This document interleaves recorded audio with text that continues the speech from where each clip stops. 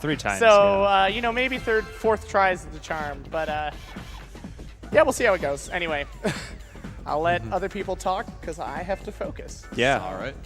Thank you, everybody, and here we go. Now, this is the fastest mode in all of TGM. It starts at speeds pretty much almost as fast as you get in TGM2.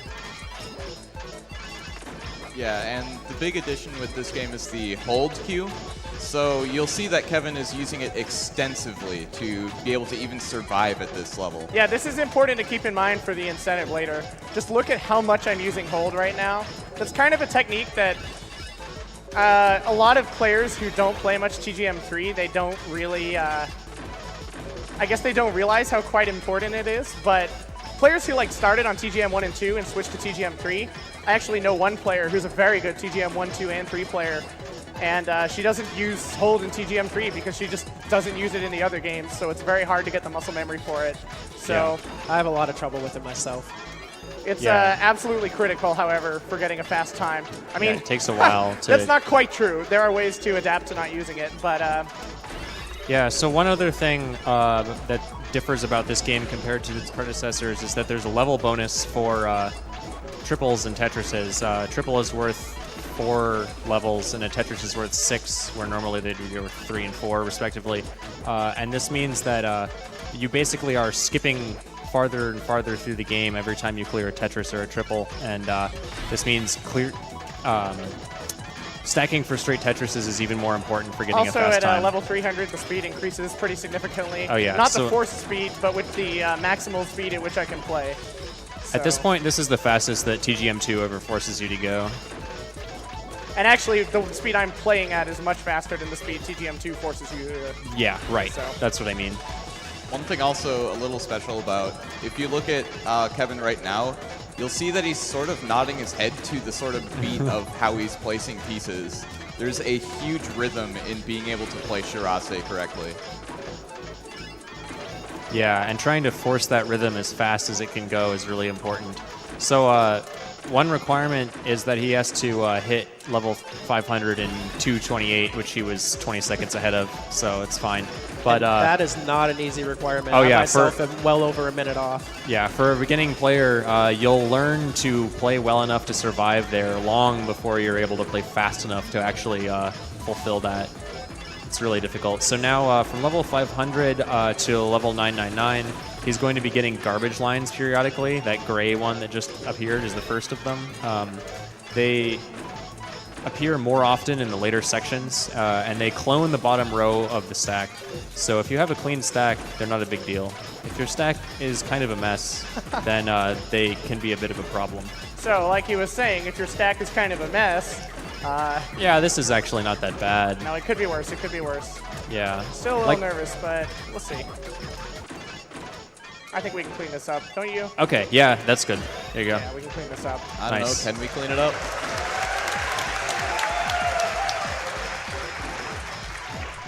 That's sketchy, but I think it'll be okay. My monitor is shaking violently, which is par for the course.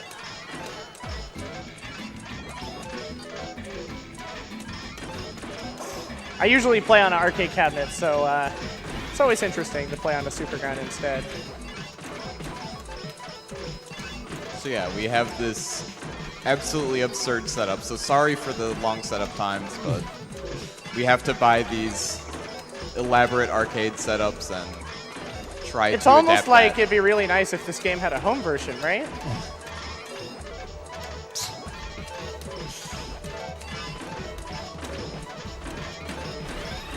Okay, so he's into level 900. This is the last section that he'll get gravity in, or what am I saying? That he'll get garbage in. After level 1000, it will switch to a different gimmick.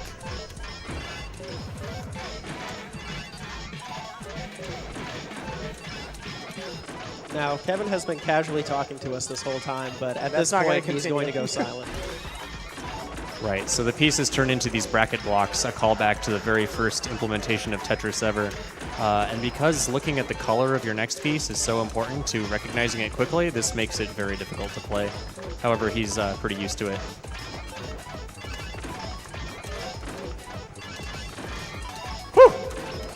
A little tight maneuver there.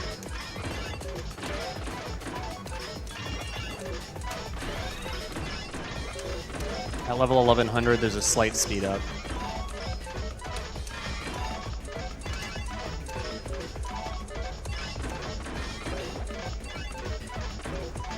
Now, he wants to play this very cleanly, so he goes in the 1200 as low as possible. Yeah. One 1200 is where... mistake in 1200 will literally kill me, so... Yeah. 1200 is where the game tells you to get off the machine. Because you're too good. I don't like this. It's probably okay. No, it could be okay. Ah, it's not okay. That's not quite okay.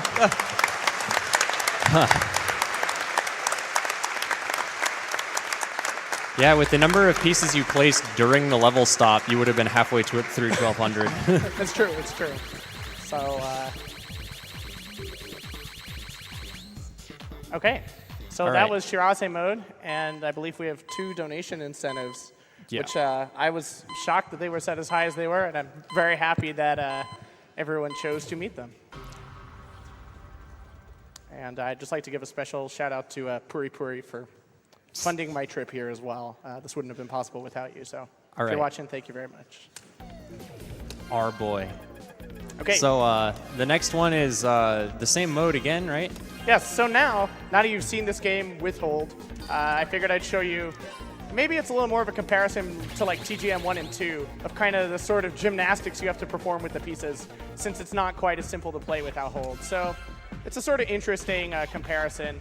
I'll be very happy if I reach level 800. It's only one player, I believe, anywhere, Khan, has completed no-hold Shirase. That we know of, yeah. Only one player has beaten this. I will try to not accidentally hit the hold button. I've been practicing this quite a bit, so... It's funny, it's just like a primal, like, Yeah, I instinct. find when I try and do this, the instinct to hit that hold button is so strong, you can barely hold it back until you get used That's to like doing genuinely one of the hardest parts of doing no hold, is just actually placing the pieces without hitting hold. this. Yeah, and playing fast enough to make that time requirement at level 500 is a lot harder without hold. At least I think it is. It is, because it's much harder to stack for straight clean Tetrises over and over, Right. as opposed to, you know, Like I clearing off mentioned, lines when you can. like I mentioned, there's this level bonus for clearing Tetrises, which means that basically you get free speed for clearing Tetrises, and so since it's so much harder to do that without you know, playing the way he is, doing a lot of doubles and recovery stuff, that just, you know, adds to the fact that it's really difficult to pass the Toricon. You'll see a little more of that pyramid stack like you would in TGM1 as well. Yeah. You still have some advantages, which is that normally in the first 2 games, the eye piece, the long red one, cannot rotate against the floor. But in this game, they made it so it could. So there's a lot more situations you can actually get it over to clear, where previously that would be impossible. You definitely see more overhangs, too, and overhang fills. Okay, 129. That's a fine time.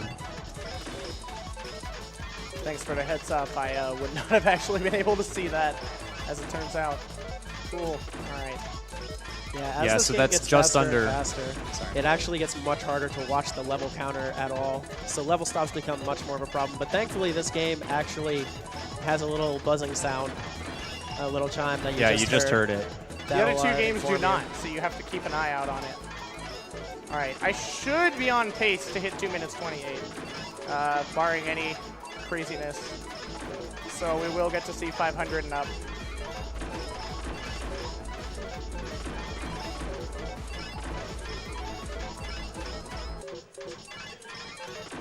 Oh, yeah. No problem. 219, so 10 seconds ahead of that requirement, basically.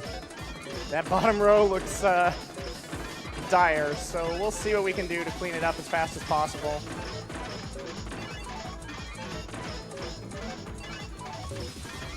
If it's possible.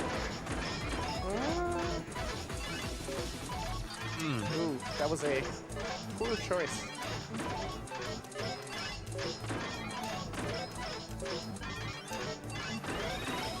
Okay. Recovery here is So- quite difficult. Yeah, because of the rising garbage, recovery time is of the essence. He can't just kind of screw around at the top, because that might happen, and then you just yeah. Good run. So I mean, you can see very clearly there. You know, in the other version, I was able to play pretty much mindlessly to 1200. In that, it's very, very difficult. So. Super stressful. All right, our last donation incentive is Master Mode. This is the, I don't know, most famous mode of this game, I guess, because of its invisible credit roll at the end of the game. So no 100% guarantees that I'll reach the credit roll. It's actually at the last demonstration of this game in Japan, the best player in the world, Khan, took like 5 attempts to do it. So I only get 1 shot. That was in Washoi, right? Yeah, Washoi and Takagi. So I did it at AGDQ 2015, so let's see if it can happen again. Yeah. Okay. All right. So for the first few hundred levels, you'll be like, why is he playing so slow? And that's because this is a normal mode for regular people to get acquainted with the game with, but it also gets very hard. You know, it's more like a traditional Tetris game. Right. It's more of a traditional Tetris game. It actually cares about your grade, how many Tetrises you clear, all of that kind of thing.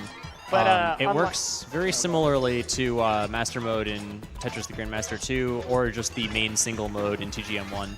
But it has some notable rule changes that make it really hard, and also really hard to be consistent at. Actually, I forgot what I was going to say. Never mind. Maybe talk about the cool system a little, I guess. Yeah, so you just saw cool with 2 exclamation points appear underneath his stack, and what that means is that he got a section cool. You need 8 of these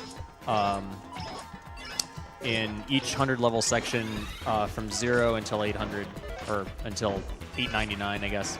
And you get them by clearing the first 70 levels of the section within 2 seconds slower than the last time you did that. So if you didn't quite catch what that means, don't worry. But also, basically, it means he has to go fast and not get slower. Yeah, you have to play very consistently. The absolute requirements for getting the cools are not that challenging for a good player, but the relative requirement of, you know, relative time to your previous section, that is the killer. And it sort of limits how fast you can play if you're trying to do a sort of, you know, one-shot, one-kill marathon run. Now, an important aspect of the cool system is every time you get a cool, you actually skip over 100 levels of the speed curve. So this mode actually scales into the higher speeds relatively quickly compared to, say, TGM2's Master Mode. I remembered the thing I forgot I was going to say. You may notice, or rather, you know, we talk about a grade system, and you might think, well, where's the grade? So in maximum trolling mode, they decided to hide the grade from view throughout the game.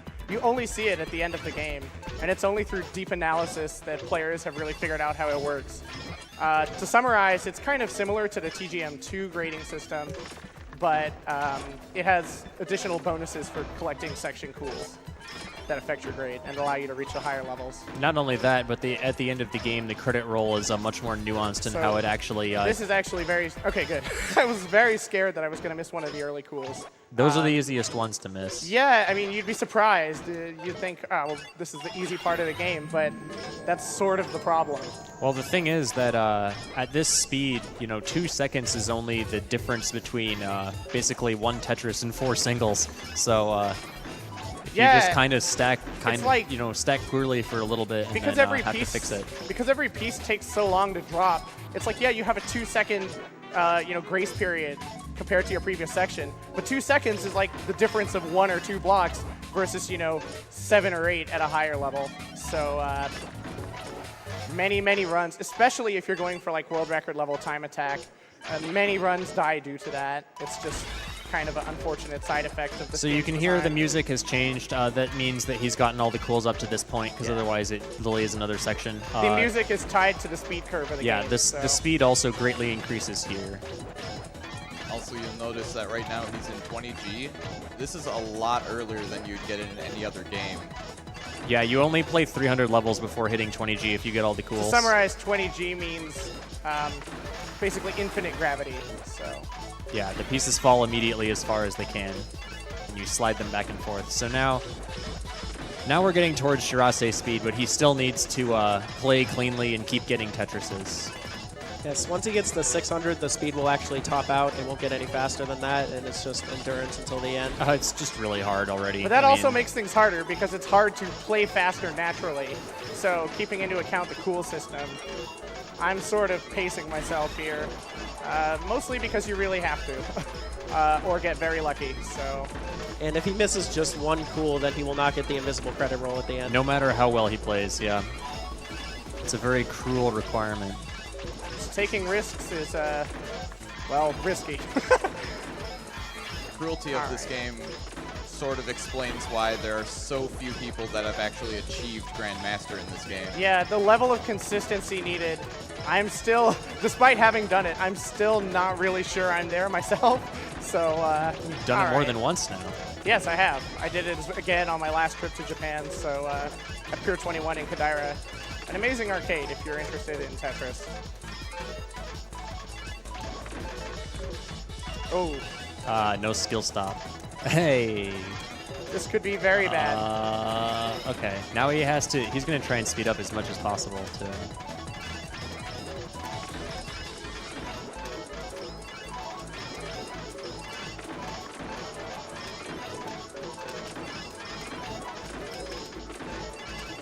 I think we got it. That should be We fine. better have Oh, it. yeah. Yeah, we got it. All right. So that's the last one, too. So we're going to see some crazy stuff. The one mercy is that there's no final cool in this section. So you'll see some players when they're just trying to be consistent, they'll completely lay off and just play as slow as the game allows at this point. But, And I really do need some quiet during the yeah, credit roll. so- I know it might be exciting. It's very, very hard to do mentally. So I've been struggling a lot at it lately. All right, here we go. Okay. What? Oh, well, never mind. Sure. I'm sorry. I guess I didn't get it.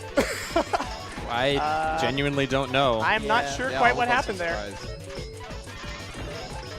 So this is the consolation credit roll. This is called the fading roll, where the pieces just fade away after a few seconds instead of immediately. And you can still get additional grades in this roll. They're just worth about 1/10 as much as they would be if you were playing Invisible. So the highest you can realistically achieve is a Master V if you play very, very, very well. But it's super weighted towards Tetrises, so if you don't just clear straight Tetrises, there's no way.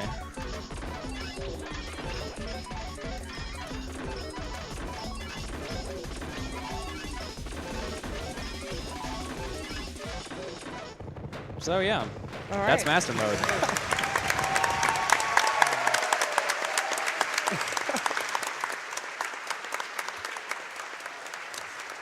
There we go. Yeah, sorry I didn't get to show off the invisible credit roll. You can look it up online if you really care. Yeah, thank you for watching. Sorry for the hassle, and play more Tetris. Yeah. That's about it. Thank you very